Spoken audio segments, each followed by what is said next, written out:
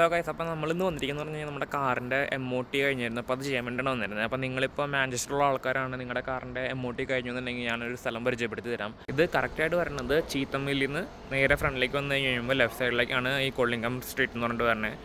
Manchester ഫോർട്ടിൻ്റെ അടുത്തായിട്ടാണ് വരുന്നത്. ഇതാണ് സ്ഥലം. ശരിക്കും പറഞ്ഞു കഴിഞ്ഞാൽ ഇവർക്ക് ഇവിടെ MOT ഉണ്ട്.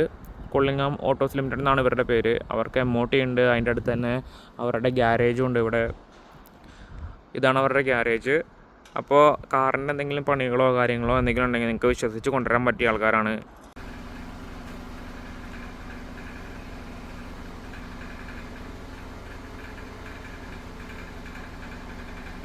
ഇവർക്ക് അതുപോലെ തന്നെ ഇവിടെ AC റീഫില്ലിങ്ങിൻ്റെ സർവീസും ഉണ്ട്. AC റീഫില്ലിങ്ങിന് 50 പൗണ്ടാണ് വരുന്നത്. ഇപ്പോൾ കാറിൽ ഇപ്പോൾ ഓൾറെഡി സമ്മർ കഴിഞ്ഞു എന്തായാലും. അപ്പോൾ സമ്മറിൻ്റെ സമയത്ത് നമുക്ക് AC റീഫിൽ ചെയ്യണമെന്നുണ്ടെങ്കിൽ ഇവിടെ വന്നു കഴിഞ്ഞാൽ 50 പൗണ്ടിൽ നമുക്ക് AC റീഫിൽ ചെയ്ത് കിട്ടും.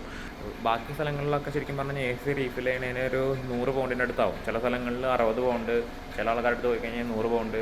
അപ്പോൾ ഇവിടെ വന്നു കഴിഞ്ഞാൽ നമുക്ക് റീസണബിൾ ആയിട്ടുള്ള റേറ്റിൽ തന്നെ AC റീഫിൽ ചെയ്തും കിട്ടുകയും ചെയ്യും. കാറിൻ്റെ MOT ചെയ്യാൻ നേരത്ത് എന്തെങ്കിലും പ്രശ്നം ഉണ്ടെങ്കിൽ പറഞ്ഞു കഴിഞ്ഞാൽ ഫെയിലാക്കാണ്ട് തന്നെ നമുക്ക് ചെയ്തു തരുകയും ചെയ്യും. അതുപോലെ തന്നെ എന്താ പ്രശ്നമുള്ളതെന്ന് വെച്ച് കഴിഞ്ഞാൽ പരിഹരിച്ച് തരുകയും ചെയ്യും. ഫെയിൽ എന്ന് പറഞ്ഞ റിപ്പോർട്ട് നമുക്ക് ഓൺലൈനിൽ കാണിക്കുകയില്ല അതുമാതിരി. അപ്പോൾ അതേ ഇപ്പം നമ്മുടെ വണ്ടി അവിടെ കിടക്കുന്നുണ്ട്. അതിൻ്റെ MOT ചെയ്യാൻ വേണ്ടിയിട്ടാണ് ടെസ്റ്റ് ചെയ്തുകൊണ്ടിരിക്കുകയാണ്.